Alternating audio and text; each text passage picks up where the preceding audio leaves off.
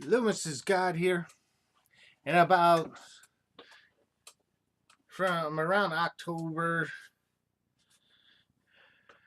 a year ago, not this last Halloween, but a year ago, there was pictures that circulated with Jamie Lee Curtis as returning to Halloween.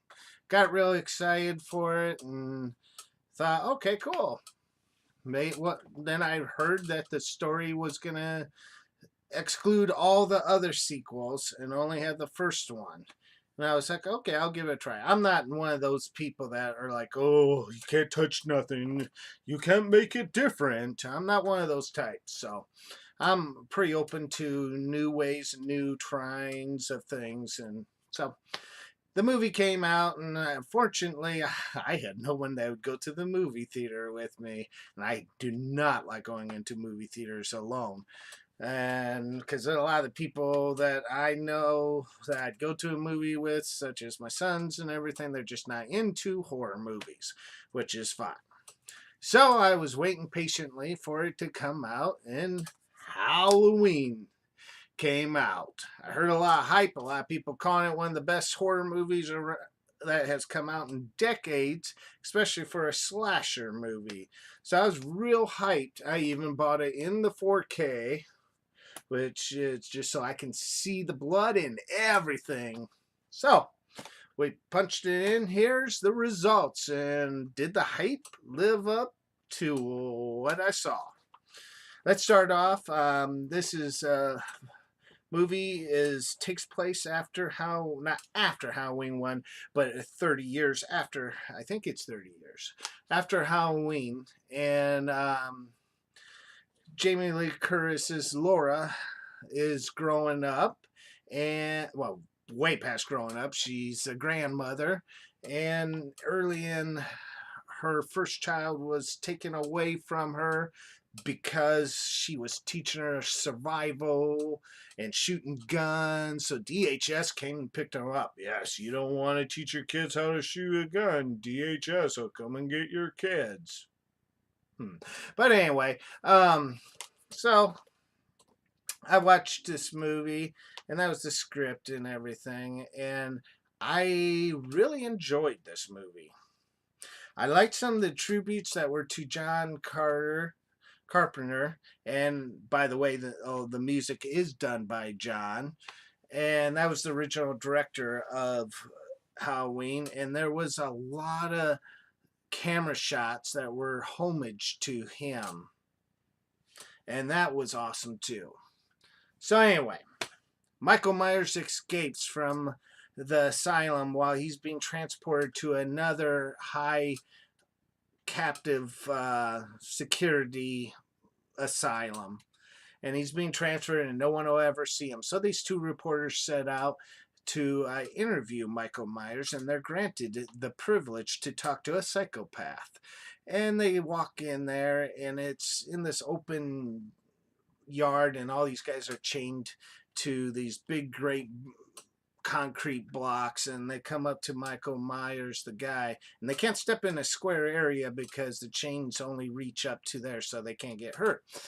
And he comes up and tries to provoke Michael Myers because Michael Myers hasn't spoken for 30 years while he's been a captive at this asylum. And he pulls out the mask, and all the other asylum attendees, or well, all the other crazy dudes start freaking out, and that got kind of spooky. I mean, not scared me, but it got spooky. And if someone is not kind of numb to a lot of the horror stuff, I can see where that's going to spook them out. And then they go and they talk to Jamie Lee Curtis's character, Lori, and she's just really a hermit. She lives out in the country, and she's fortificated her house with a fence. And these reporters try to get her talking, and she doesn't want to talk. Reporters don't have much to do with it, thank goodness, because I've had a lot of horror movies where there's reporters going around talking to people and trying to solve the mystery. It always ends up terrible. They bite the dust because Michael Myers escapes.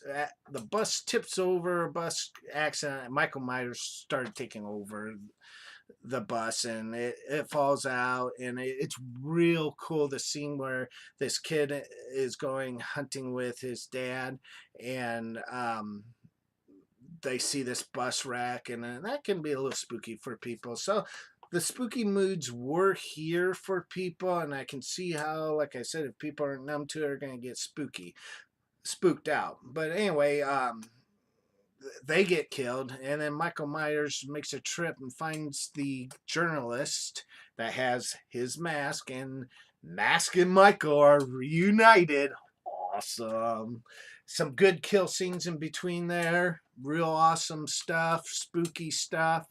And then we go into meeting Laura's daughter, which is a grown up and has a daughter. So they're Laurie's grandmother, and they have conflict, and you learn about how Laura's daughter has held problems against Laura, and she wants to kind of keep the grandchild low key from her. But anyway, we go through the movie, and there's a lot of good kill scenes, and the end of the movie turns into more of a survival against a slasher movie, because Laura's been planning this stuff for ages, and she got her house fortified, and that's some of the spook kind of gets a little weak in the end there. And there is another homage to Carpenter when in the first movie, when Michael gets thrown out the window and falls on the ground. You see him dead there. Well, Laura gets thrown out of the window, and Michael Myers looks, and she's dead on the ground. But then when Michael looks again, she's gone. Just like, there's a lot of homage to John Carpenter, which is cool, because he did make one of the greatest horror movies with ever. But anyway, my feeling is just at the end, I lost a little of the spook, but gained it back, and it was just a little weak at the end to not give a 10. I give this movie, the new Halloween movie, a 9.5. Just a little fading in and out, and just a couple of things lowered it down for me, but it was definitely a 9.5. Some people might see it as a 10, but for me, it was a 9.5. I've seen it twice now. I rewatched it again, and it did raise my rating, by the way, because before it was going to be a 9. And remember, 5 is the medium, is all right movie, but not the greatest movie. So 9.5 is a great total, and hey, watch it. It's definitely worth your watch time if you're into horror movies. And it is a return to the Halloween films being 9s and being 8s and above. So this is Loomisgod. Subscribe at the bottom and hit that like button. Hit that like button. Hit that like button. I'll see you later.